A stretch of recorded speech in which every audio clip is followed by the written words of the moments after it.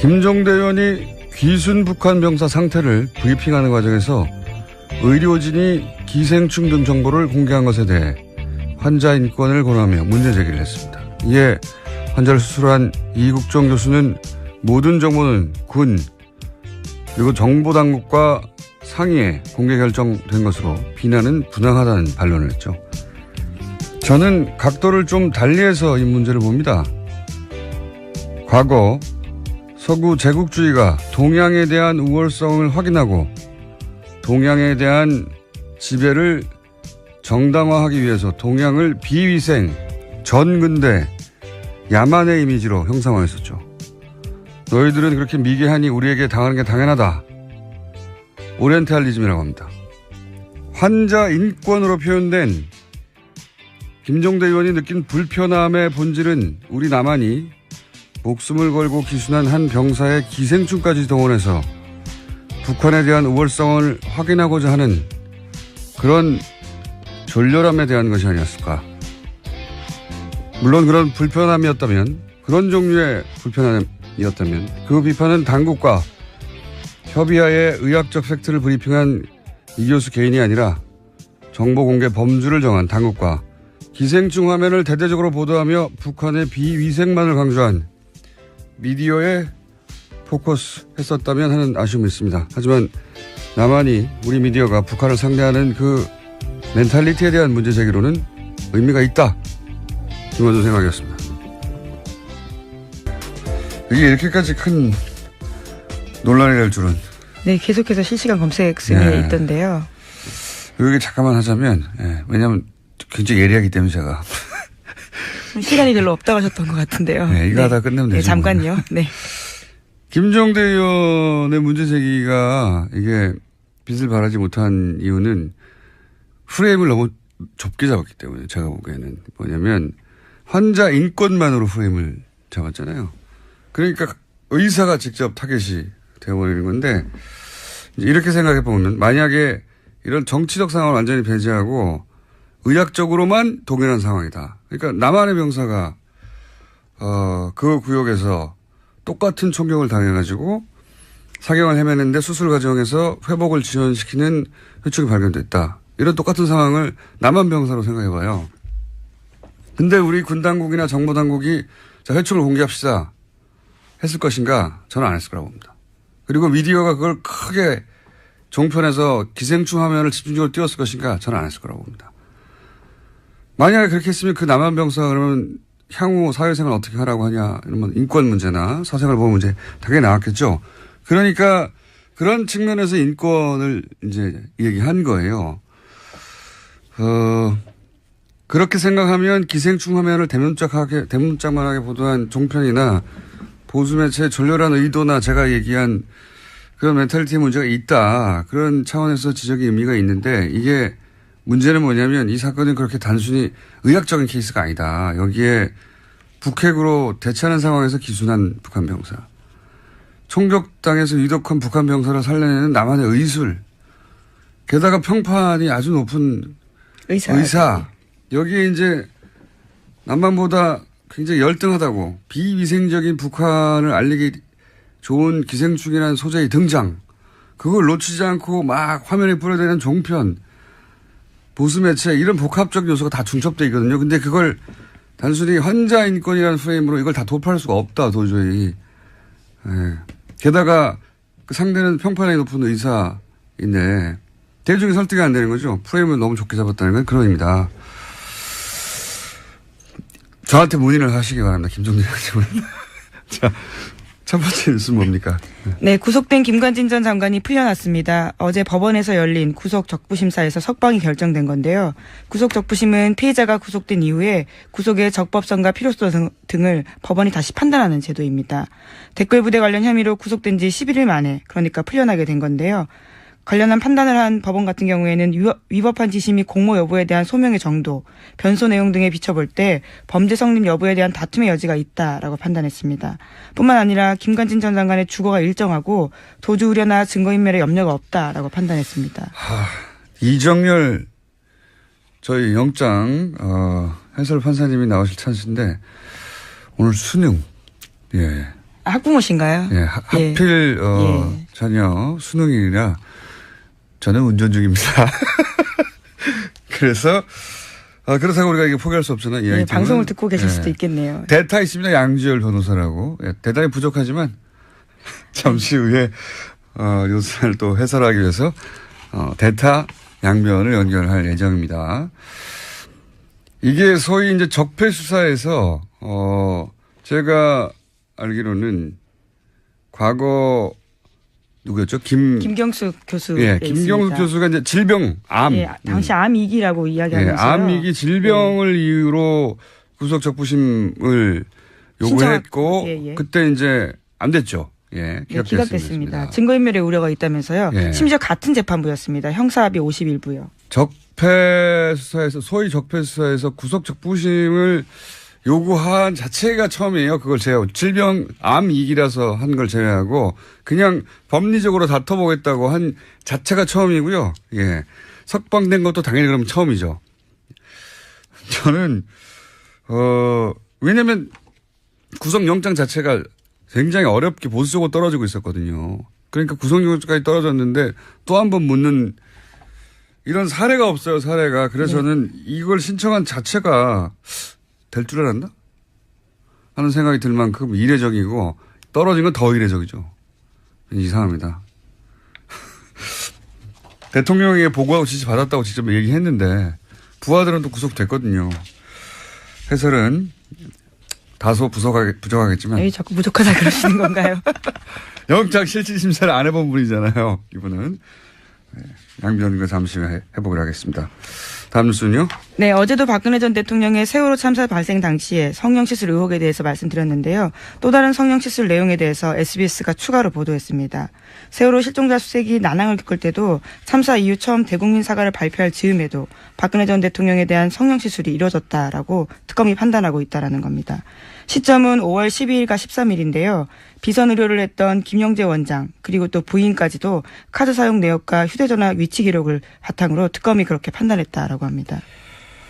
어제는 이제 세월호 사고 이틀 후에, 예.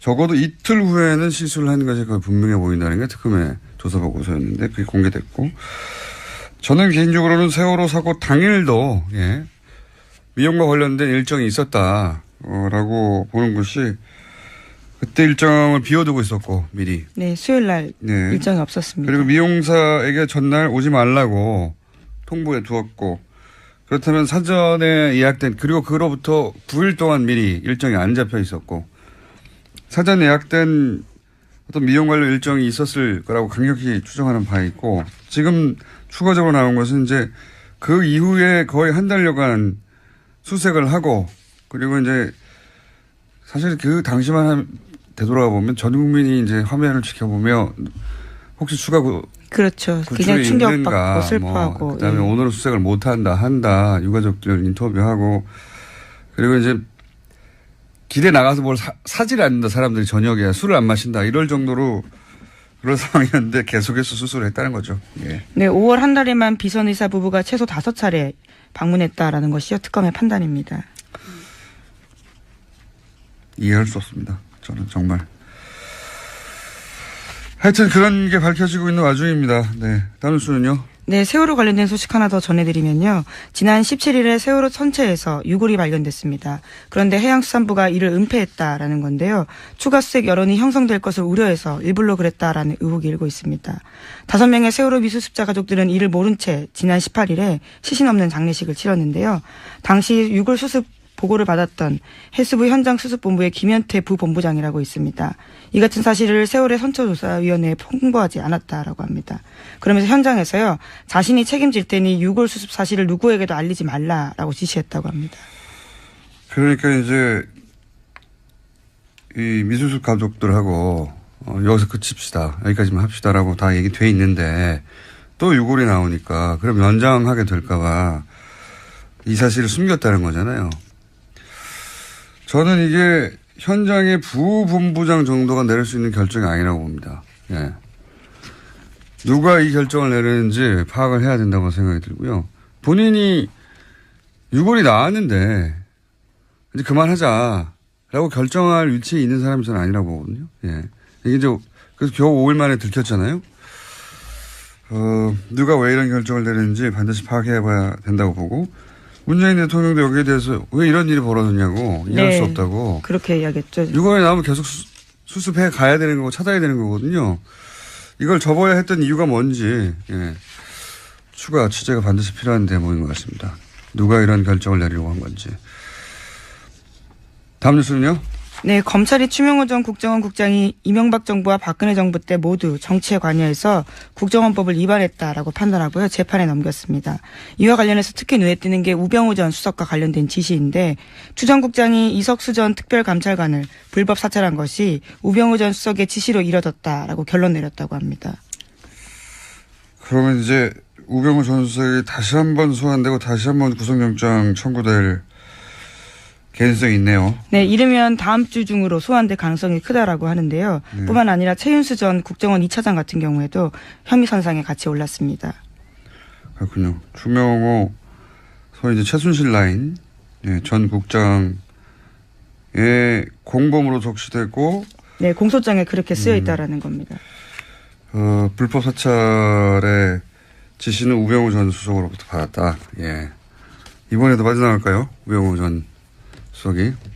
그런 뉴스가 있고요. 그 외에 양지열 변호사 연결돼 있기 때문에.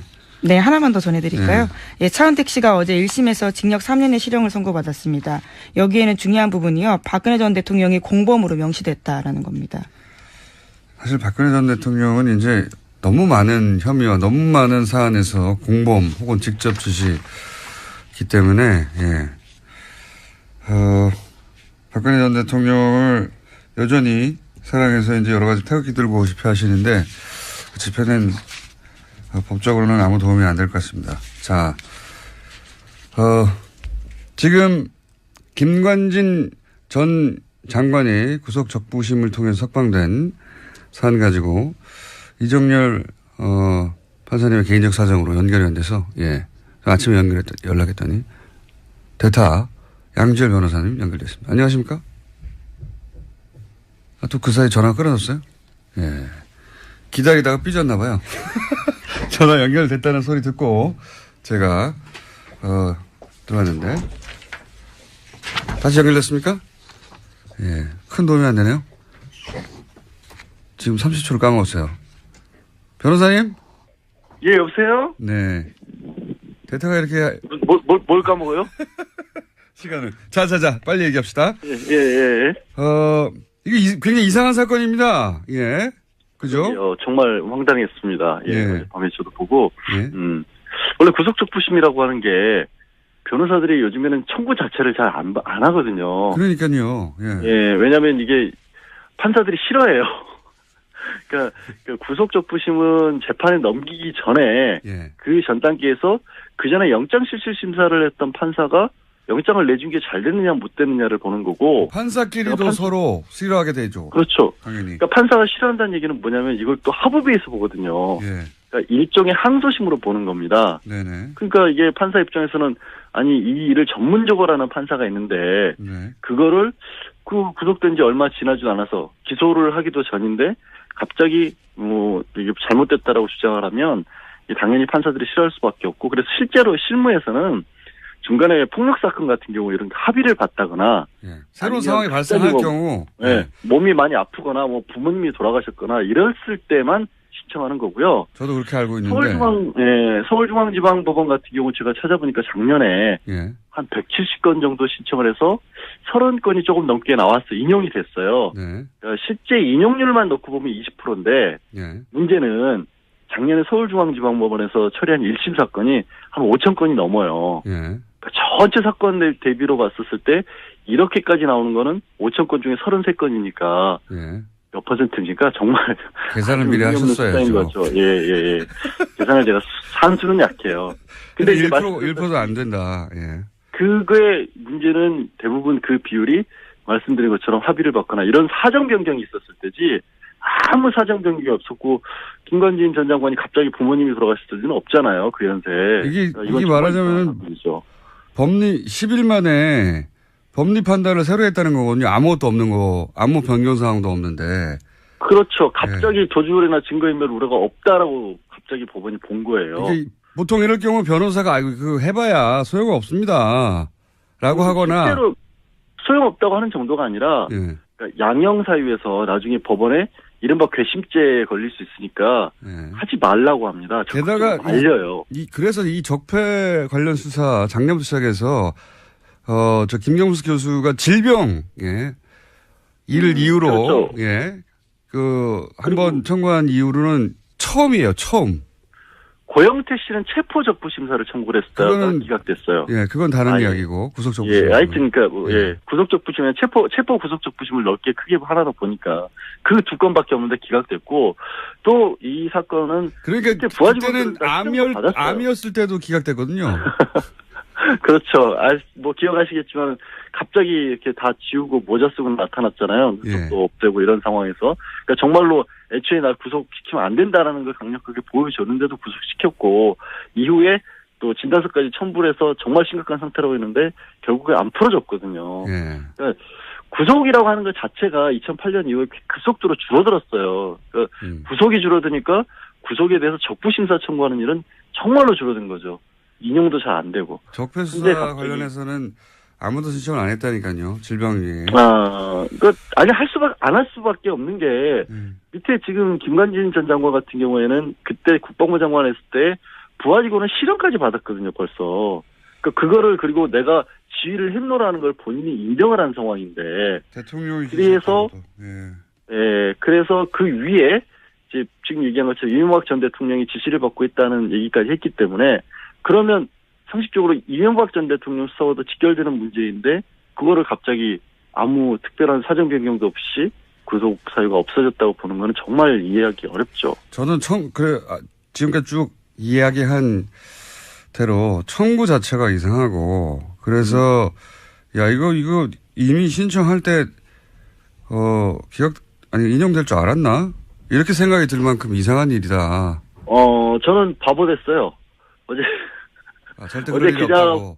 네. 기자분들이 여러 번 전화를 했었는데 절대 그럴 일 없다고. 왜 하는지 그러니까요. 모르겠다고. 네. 네. 저도 그렇게 알고 있었는데 더 깊이는 양 변호사님께서 대답할 수준이 안 되기 때문에 아니 새벽에 지금 전화 걸어서 뭐 하는 짓입니까 이게. 판사를 안 해보셨기 때문에 기본적인 사항은 충분히 저희가 이해했습니다. 저도 그렇게 생각하고요. 예. 네. 알겠습니다. 예, 대타 고생하셨고요. 스튜디오에서 꼭 뵙겠습니다. 감사합니다.